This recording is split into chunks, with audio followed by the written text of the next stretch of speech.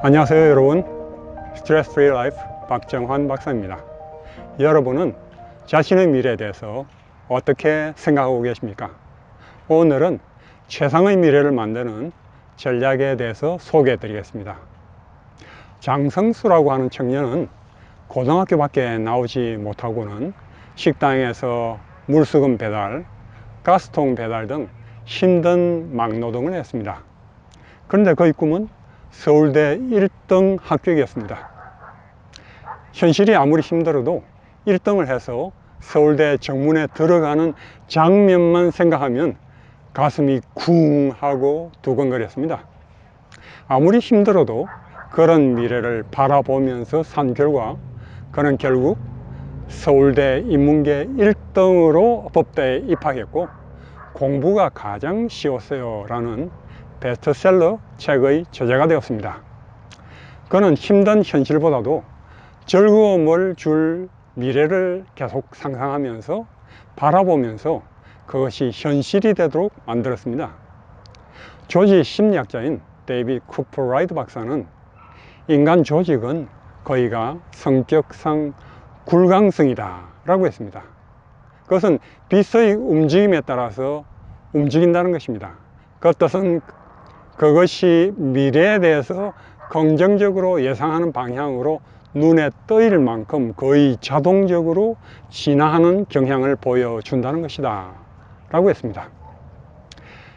행동심리학 전문가들은 장기적 목표를 성취하는 비결은 그 목표를 성취하는 자신을 계속하여 시각화해서 바라보는 데 있다고 합니다. 지금 우리가 일상적으로 사용하고 있는 전화라든지 핸드폰, TV, 자동차, 컴퓨터, 비행기 등 각종 전자제품들도 그것이 존재하기 전에 미리 그것을 만든 사람들의 마음속 상상력을 통해서 보았던 제품들인 것입니다. 만들 당시에는 사람들에게 불가능해 보이는 꿈이었지만 그것이 가능하다고 믿었던 사람들이 마음으로 보았던 이미지가 결국 현실화된 것입니다.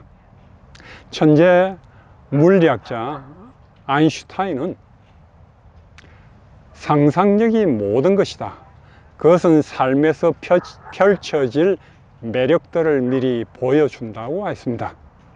즉, 지식보다도 중요한 것은 없는 것을 상상하며 보는 능력인 것입니다. 저명한 천체 물리학자인 에릭 잔치 박사는 마음으로 미래상을 바라보는 것은 미래를 현재로 끌어당겨서 인과관계의 방향을 역전시킨다고 했습니다. 이 말을 장성수 청년의 경험으로 살펴보면 그는 현재 때문에 미래가 결정된 것이 아니라 미래에 회복될 모습을 현재로 당겨서 미리 보고 느꼈기 때문에 현재가 변했고 결과적으로 미래가 그와 같이 변한 것입니다. 저명한 저술가인 엘렌 화이트는 이러한 바라봄의 법칙에 대해서 다음과 같이 말합니다. 우리가 바라봄으로 변한 것은 지적, 영적 본성의 법칙이다.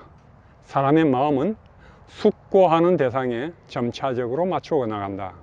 그것은 사랑하고 존중하도록 길들여진 대상에 점차적으로 동화된다고 했습니다.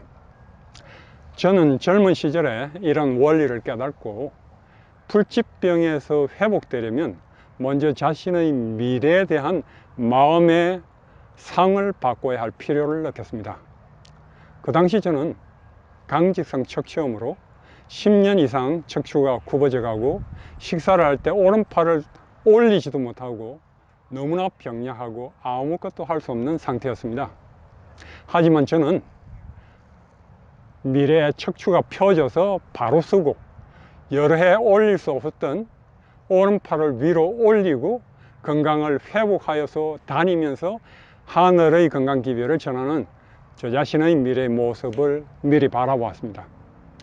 제가 아파서 도저히 불가능해 보일 때도 하나님에게는 불가능이 없음을 기억하고 회복되어서 사람들을 돕고 일하는 저 자신의 미래의 자화상을 바라보았습니다.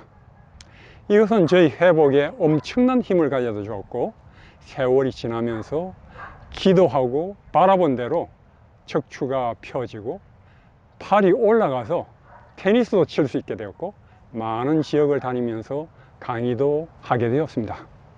여러분, 자신의 미래를 어떻게 바라보는가는 우리의 삶을 결정적으로 좌우하는 요소인 것입니다. 여러분의 상상력을 잘 활용하셔서 멋진 미래를 만드시기 바랍니다.